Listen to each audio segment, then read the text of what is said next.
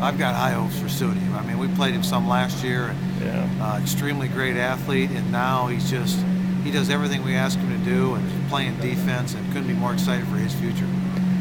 Watching him a lot in high school, I mean, he looked like a guy who you thought could be a big-time receiver, and did you put him on defense just out of need, pretty much, or? Put him on defense because, first I just wanted to see if he would hit somebody. I mean, really, you got to have a temperament to play defense. Sure. And he came out of the gate, he played it really hard, so I left him on defense because that's probably more difficult to learn. Yeah. But do not be surprised if you see my receiver this year, because he has a talent. He's got a gift of catching the ball, soft hands, and he's been on my mind of he could play a little bit of both ways for us Really? if we need to. Yes, sir.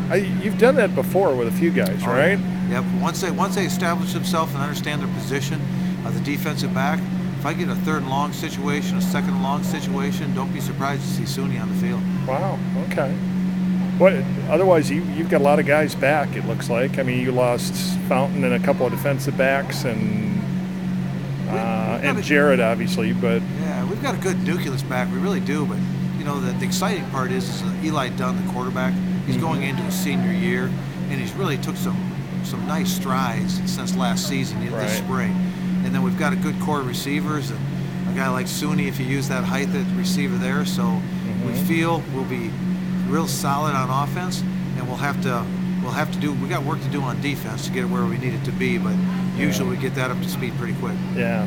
Yeah, I mean, Eli had a really good year last year. It's like 2,700 yards, 26 touchdowns, something like that. I mean, he had a tremendous year. You look on paper, Eli had a tremendous year, but our expectation for him to even have a better year this year, because he threw like a 64, 65% completion rate last year, and if we can get him into those low 70s, I mean, we should be really productive. So from what you're saying, I mean, he has a chance to be one of the better quarterbacks you've had.